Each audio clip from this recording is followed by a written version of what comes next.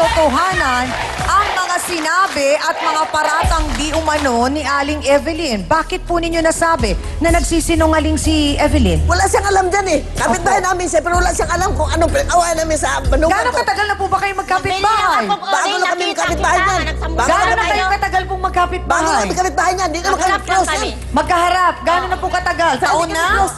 Mga ilang taon na po? Ang ano? Kayong magkapitbahay? Ay, matagal na? Matagal na. Oo. Mahigit 5 taon po?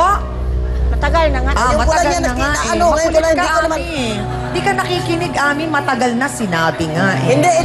Hindi kami close at saka... Hindi kayo close. Harap lang. Hindi ako, sa bahay lang ako, trabaho at bahay lang ako. Hindi ako nagkipag-chismisan. Nagtatrabaho daw po kayo sa center. Sa center.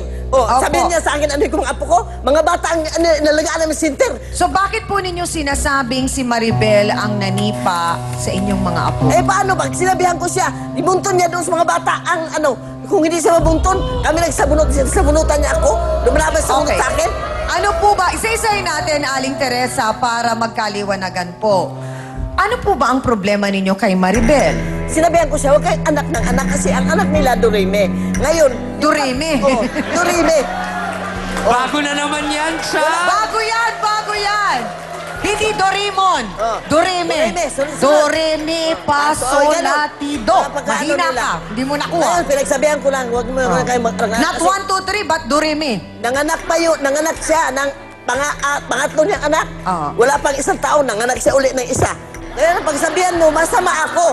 Pagsabihan mo, Hindi, masama. pero baka ho nasa paraan lang ng pakikipag-usap nyo. Hindi kaya. Dapat parang miniting nyo yung anak po ninyo at si Maribel. Wala, Mama May. Alam mo, sawang-sawa lang ko sa pagsasabi sa kanila. Kung walang trabaho, pinagsabihan ko. Kami ang May trabaho po ba yung anak nyo? Construction po. Ano pa, extra lang po. Ngayon, dami siyang ano, kami lang inaasahan sa mag-asawa. Ilang taon po ba yung panganay? 9 years, Sunod? 8 years, Oh, tapos sunod. 2 years, saka 1 year. Yung pangatlo, pinagsabihan na. Yung pang-apat, pinagsabihan. Lalo na nung pang-apat, nagagalit na sila. Kasi masama daw kami. Pati anak ko, inano pa ako, kinakalaban pa ako. Yung Sino anak po? ko, yung anak kong asawa niya, ni Maribel, Ano po pangalan? Anthony. Ah, si Anthony. Oo. Bakit po siya nagagalit sa inyo? Nagalit siya kasi kumakampi siya sa asawa niya. Wala naman kami ginawang masama. Pero diretsahang tanong, sinasaktan niyo daw po si Maribel. Nagsabunutan talaga kami, Ma'am Ame. Kasi Ilang ganito. beses pong nangyari yun? Maraming beses. Kasi nung pirmero, sinagot niya asawa ko. Nagkwentuhan lang, sinagot niya asawa ko pabalagbag. Kasi ganito daw kami. Ang asawa ko sasugurin siya. Hindi ako sumugot sa babae kasi mahirap pag lalaki ang sumugot sa babae, di ba? Tumaban din siya sa akin, Ma'am. Nagsabunutan kami dalawa. Wala namang ano. So, basta sinabunutan niya ako, sinabunutan siya. May narisulba po ba kayo matapos kayo magsabunutan? Yung asawa niya, nakatingin sa amin, hindi kami inawat. Inawat kami nung nung asawa ko, inawat kami. Yung asawa niya, kumampi pa. Kaya pinalayas ko sila, pinalis ko sa bahay namin. Pero sabihin Pero ko, diretsahang tanong po, pagka wala daw po ang inyong anak na si Anthony, lagi po ninyong sinasaktan si Maribel ay at ang wala, mga hindi anak po niya. totoo yan, ma'am. Hindi po totoo yan. Kundi siya ang magsibangot, lalayas, iniwan yung anak niya. Kaya doon din kami nagsabot na uli. Kasi yung anak niyang 2 taon, dala niya yung isang taon. Iniwan niya doon sa bahay. Tumawid yung bata, nag-traffic sa kalsada. Tinawag ko siya, nagagalit siya, nagsabot na uli kami. Nagalit siya. Delikado. Kasi, nasa gitna ka sa traffic yung 2 taon na bata. Ikaw, lulak ka. Yung mga anak niya, layas na layas, yung mga 9 years at 8 years old. Sabi ko, ano yun mo yung Nag-aaral po ba ang mga bata? wala na, hindi nag-aral ngayon. Bakit po? Paano? Umuwi daw sila sana ng Iligan, dalhin yung mga bata, tapos iniwan niya yung mga bata. Ngayon, Opo. bumalik sila. Ngayon, hindi nag-aral yung mga bata kasi dalhin sa bata, ayun ang discourage na. Ang tanong ko po, Aling Teresa, sa palagay po ba ninyo naaalagaan ng mabuti at maayos? Bakit naguhubad na ng sapatos? Sandali lang po. Sandali lang. Nanervyos ako dun, ah. Parang nagre-ready siya nga. Oo nga eh. Sa palagay po ba ninyo naaalagaan ng tama ni Maribel ang kanyang mga anak, ang apo po ninyo? Paano nga niya maalagaan eh? Muwaga pa lang, doon na siya. Ayan, dyan siya sa kapitbahay niya yan. Una dito, Doktora, sa nakikita natin, kasi parang ang sinasabi ni Aling Teresa, concern lang naman siya na parang bakit nga naman daw ganon? Anak ng anak kasi itong si Maribel at si Anthony, kaya pinagsasabihan niya, hindi nakikinig. Eh di ba yung ganong feeling na parang matapos mo pagsabihan, tas hindi pa rin sumunod, medyo nakaka-frustrate na, di ba? So, baka kaya ganun ang nagiging reaction na umaabot sa puntong nagkakasakitan na sila. Totoo yun, Chang. Kasi may mga pagkakataon, lalo na kung sila ay nakapisan sa mga biyenan, ang tendency kahit papaano, yung authority nung kung sino may-ari ng bahay, kahit papaano makikinig ka. And alam nyo, Aling Teresa, unang-una no, ang mga bata, kaya sila nakaka-acquire ng tinatawag nating behavior, yung panggagaya. 9 years old, 8 years old, ang daling manggaya niya. Kaya nga pag may nanood ng TV yan, gagayahin, alam ka agad ang gagawin.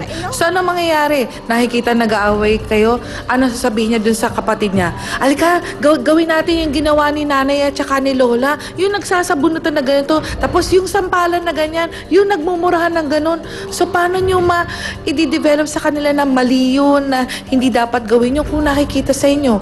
Pangalawa, kahit man po sabihin nyo na tinatago, pero nadidinig ho yung mga boses nyo na araw-araw na nag-aaway, sila ho yung magugulat kayo. Hindi na sila sanay sa mga pangaral na, oy iha, ganito ang gagawin mo. Parang ang tendency, ang alam nila, kailangan sumisigaw kayo para lang sumunod sila.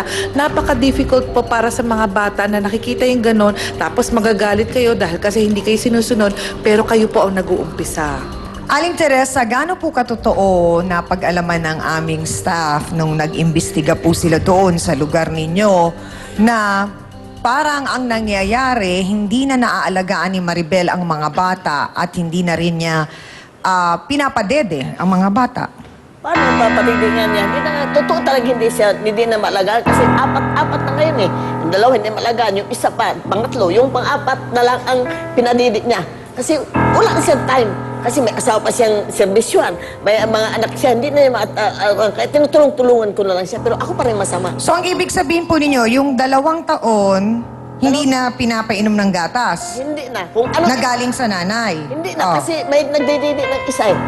Oh. O, kung anong ininom ko, kape na may yun ang ininom din ng bata. Yun na lang ininom. Ang 2 taon, totoo talaga yan. So ang batang 2 taon nagkakape. Pwede naman pong maggatas pa rin ng 2 taon. Paano? Wala kang pambili kasi ang trabaho O, edi wag kayo bumili ng kape para may pambili ng gatas. Eh, kape lang. Huwag kayo kape para yung bata na lang ang iinom. Piso lang yung kape, ma'am. Oh, kaya nga, yung 5 piso po na yun, kesa sa kape ninyo, isakripisyo na lang para sa bata na lang. Pero meron- Doktora, yung pong ganon na ito isang bagay din na hindi masyadong naipapaliwanag sa karamihan sa mga kababaihan. Sa bawat barabarangay nga pagka ganun po ba na merong 2 taon at merong 1 taon, pwede ba ang 2 bata na yon ay kumukuha pa rin o dumedede pa rin ng gatas sa kanilang ina? Chang, pwede yun. Kasi Oo. in fact, may mga pagkakataon na nadidinig nyo ba yung tinatawag na wet mothers? Sila po ay sa sobrang ng dami ng gatas nila na sila ay may sariling anak at nagpapasuso po sila kahit hindi nila anak. Oo. Dahil sa sobrang dami ng gatas at ito ay nagagawa po dahil itong mga nanay nito kahit papaano malakas po ang kanilang pangangatawan. Sinusunod po nila yung nararapat na kailangan maagang matulog, Oo, walang alam ko tissue. dyan, pag sapat lang ang tulog mo, di ba, doktora, Oo. marami ka ng gatas. Totoo yan, Kung Chang. makatulog ka lang ng 8 oras, kasi ako yun ang na-experience ko, makatulog ka lang ng 8 oras, marami ka ng gatas. At inom ka lang ng sabaw. Oo, totoo yun, Chang, na sabaw ng yung galing sa mga Malunggay. sa malunggay. Tapos yung pong pinagsabawan po ng ng mga seafoods, ng tahong, ganun lang po.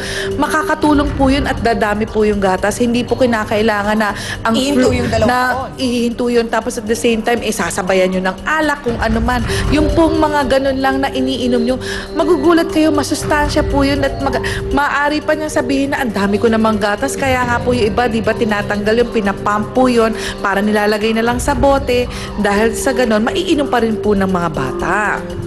Oh, so ibig sabihin, Aling Teresa, pwede pa rin naman po kahit may 2 taon, salamat po Dr. Camille, na padidihin si Maribel at pwede pa rin naman yung 1 Masama taon. po kasi sa amin sa Bisaya, ma'am, masama yung ganun, ma'am, na. Sino pong nagsabing masama? Yung namin, yung nakakatanda sa amin, pag may buntis na yung ina, awatin na yung bata kasi Pero ayan, doktor na po ang nagsasabi, pwede ang 2 taon at 1 taon, kesabay pa sila, pwede, basta kailangan maayos lang ang kalusugan ng nanay. Medyo kasi nalilito tayo dyan, pag naghahalo na ho yung paniniwala at yung kung anong pinag-aralan sa science, di ba? Parang ganon. gusto nga saan dumidi pa yung bata, yung 2 years old, pinawat na kasi masama daw yun. Yun ang ano. So, kung pinaawat po, sabi ni doktora, kung pinaawat ninyo, hindi kape ang pinainom nyo. Hindi. Gatas pa rin. Kasi- At bilang lola po, dapat sinakripisyo na lang na hindi na kayo nagkape at yung 5 pisong pangkape nyo, pinili nyo ng 5 pisong gatas ng bata. Di ba, mga kasawsawan? Tingnan nga natin siya kung ang mga sausawero at sausawera ay ganyan ang tingin.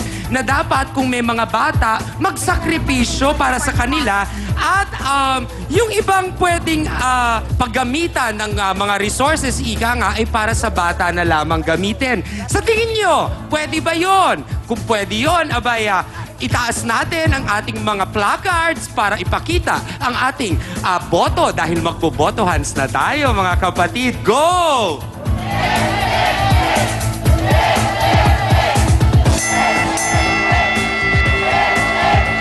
Nakaw! Sang! Mas maraming nakataas na puti! Mukhang pakiramdam ng mga sausawero, parang mas may concern itong si Ate Evelyn sa mga bata at dun nga sa manugang kesa dito sa sinasabing biyenan. Aba, nakakaintriga ang resulta. Yan ang ating botohans. Abay, sabi po ni Aling Teresa, lumalaban daw kasi ang kanyang manugang kapag sinasabihan niya.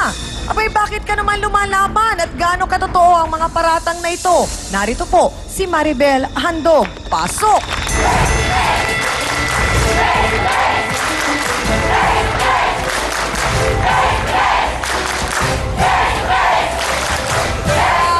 Sandali lang po! Sandali lang!